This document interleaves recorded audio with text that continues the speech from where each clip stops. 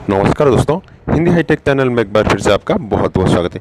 दोस्तों आज इस वीडियो में आपको बताऊंगी यूटीआई पीएसए का एक नया अपडेट के बारे में। दोस्तों मेरा थंबनेल में देखकर आपको पता चल जा रहा होगा, यूटीआई पीएसए का एक नया अपडेट आया है जो कि एक आपको सॉफ्टवेयर डाउनलोड करने के लिए कह रहा है। दोस्तों एक 32 बिट का और 64 बिट का, ये से में आपको कंप्यूटर हिसाब से आपको डाउनलोड करना पड़ेगा। दोस्तों ये इस सॉफ्टवेयर को डाउनलोड क्या कैसे करना पड़ेगा, बहुत लोगों के मन में ये सवाल आ रहा है, फिर भी डाउनलोड करने के लिए चाहते हैं फिर भी डाउनलोड नहीं कर पा रहे हैं। आज इस वीडियो में आपको पूरी जानकारी स्टेप बाय स्टेप देने वाला हूँ, इसमें कैसे क्या डाउनलोड करेंगे, किस तरह इसको डाउनलोड करेंगे। चलिए दोस्तों वीडियो को शुरू करते हैं। दोस्तों वीडियो को शुरू करने से पहले हमारे चैनल को सब्सक्राइब कर दीजिए।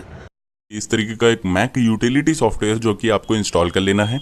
इंस्टॉल करने का कोई भी तरीका यूट्यूब पे नहीं बताया गया है, किसी भी वेबसाइट पे नहीं बताया गया है, ना कि आप कर पा रहे हैं। ओके, तो इसके लिए ऐसे ही मुझे इस प्रॉब्लम का पता चला, तो उसके लिए मैं यहाँ पे सबसे पहले तो इनका जो यूजर मैनुअल है उसको मैंने ओपन किया, लेकिन मेरे को समझ में नहीं आया, पल्ले नहीं पड़ा, क्योंकि वो थोड़ा अजीब सा था। ओके, सो अभी मैं गया वीएलई फोरम पे। वीएलई फोरम एक साइट है जहाँ पे आप अपने क्वेश्चंस पूछ सकते हैं सीएससी से रिलेटेड, आपकी कोई भी प्रॉब्लम है डिजिटल सेवा पोर्टल से रिलेटेड, या फिर ऑनलाइन फॉर्म से, मतलब ऑनलाइन वर्क जो करते हैं, हमारी ऑनलाइन की शॉप है, वो जो भी वर्क करते हैं उनके सारे क्वेश्चन के आंसर यहाँ पे आपको मिल जाएंगे। यहाँ पे मैं गया और मैंने क्वेश्चन पूछा, how to install Mac utility software in my system for PAN portal. जैसे मैंने क्वेश्चन पूछा, विद इन 1 आवर मेरे को इसका आंसर जो है मिल गया है, और ये मैं आपको बताने वाला हूँ। और ये फर्स्ट ऑन यूट्यूब वीडियो है, और डिस्क्रिप्शन पे क्लिक करते ही आप यहाँ पे आ जाएंगे। तो सबसे पहला नंबर 1 काम क्या करना है, download the JRE software from our website. Okay, तो नंबर 1 यही काम है कि आपको JRE सॉफ्टवेयर को इंस्टॉल कर लेना है, डाउनलोड कर लेना है। डाउनलोड करने के बाद में देखिए यहाँ पे आपको सबसे नीचे मिल जाता है, यहाँ पे देख सकते हैं, इसका डायरेक्ट लिंक डिस्क्रिप्शन में मिल जाएगा।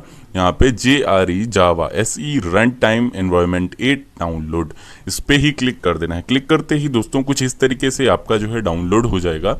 अब डाउनलोड होने के बाद में यहाँ पे शो इन फोल्डर पे आपको क्लिक कर देना है। शो इन फोल्डर पे क्लिक करने के बाद में यहाँ पे आपको राइट क्लिक कर देना है, और राइट क्लिक करने के बाद में यहाँ पे एक्सट्रैक्ट फाइल, इस पे ही क्लिक कर देना है। इस पे क्लिक करने के बाद में यहाँ पे आपको डेस्कटॉप पे क्लिक कर देना है। डेस्कटॉप पे क्लिक करने के बाद में ओके कर देना है। ओके करने के बाद में यहाँ पे आपको इस तरीके से दिखेगा, क्योंकि मैं पहले ही एक्सट्रैक्ट कर चुका हूँ तो इसलिए मेरे को एक और नया ऑप्शन दिखा है यस करने के लिए, लेकिन आपके सामने कुछ इस तरीके से डायरेक्ट आ जाएगा। सो दोस्तों मैं बिल्कुल बेसिक लेवल से बता रहा हूँ, जिनको थोड़ा सा भी नॉलेज नहीं है उनकी भी समझ में आ जाएगा। अब यहाँ पे आप जाएंगे अपने डेस्कटॉप पे, तो इस तरीके से आपको एप्लीकेशन दिख जाएगा। इधर मेरा 64 बिट का है, आपका 32 बिट का होगा या 64 बिट, 2 ऑप्शन दिखेंगे।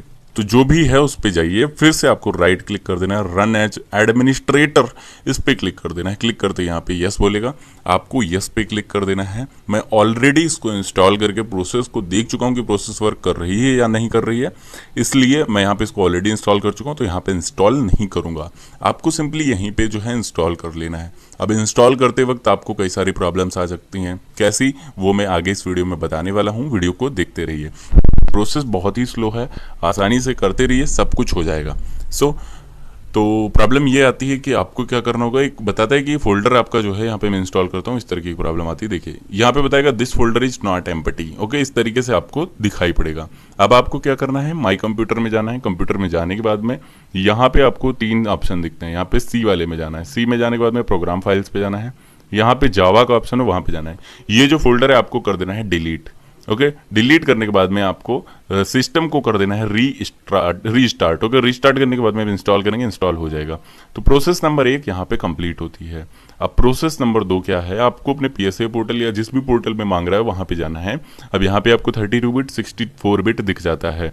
आपको जो भी हो आपका जो सिस्टम 64 बिट या 32 बिट, उस पर ही क्लिक करके इसको कर लेना है डाउनलोड।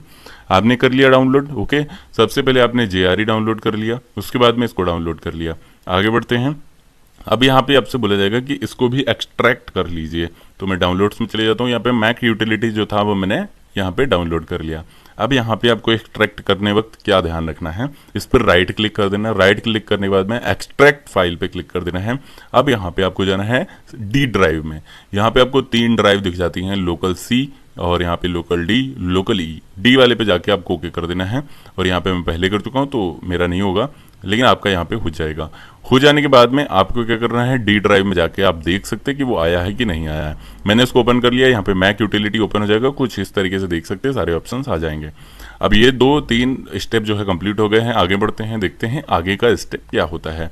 अब दोस्तों क्या करना है, आपको वेरिएबल डालना है। वेरिएबल कैसे डालेंगे, उसके लिए दोस्तों आपको क्या करना है, सिंपली जाना है माई कंप्यूटर, फिर जाना है प्रॉपर्टीज। प्रॉपर्टीज में जाने के बाद में यहाँ पे एडवांस सिस्टम सेटिंग पे आपको क्लिक कर देना है।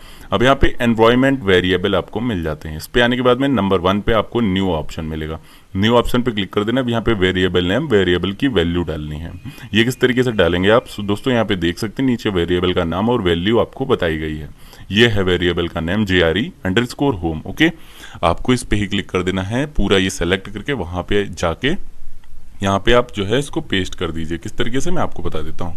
यहाँ से मैंने कॉपी किया और यहाँ पे जाके हमने पेस्ट कर दिया। अब नीचे आपको ये डालना है, ये जो नीचे आपको दिया गया है इसको ही कॉपी कर लीजिए और कॉपी करने के बाद में नीचे भी पेस्ट कर दीजिए। पेस्ट करने के बाद में यहाँ पे ओके पे क्लिक कर देना, तो यहाँ पे आपका काम खत्म हो जाता है। अब दोस्तों वेरिएबल डालने के बाद में आपको फिर से सिस्टम को जो है रीस्टार्ट करना होता है। नहीं करेंगे तो आगे का प्रोसेस वो करेगा नहीं। इस पूरे प्रोसेस में लगभग 2 से 3 बार आपको सिस्टम रीस्टार्ट करना होता है। एक बार कर चुके, दोबारा कीजिए। रीस्टार्ट हो गया। अब दोस्तों क्या करना है, रिस्टार्ट होने के बाद में ओपन हो गया। ओपन होने के बाद में यहाँ पे आपको लिखना COMM, फिर आ जाएगा कमांड प्रॉम्प्ट, इस पे क्लिक कर देना है। क्लिक करते ही आपको इस तरीके से ओपन हो जाएगा। अब यहाँ पे आपको बताया गया कि सबसे पहले डी और कोलन लिखो और एंटर कर दो। ओके, तो यहाँ पे मैं लिखता हूँ डी, उसके बाद में लगाता हूँ कोलन। डी और कोलन लगाने के बाद में आपको दबाना है एंटर। एंटर दबाएंगे तो आप चले गए डी ड्राइव में। अब आगे बढ़ते हैं, देखते हैं आगे का क्या हमको वेरिएबल लिखना पड़ेगा।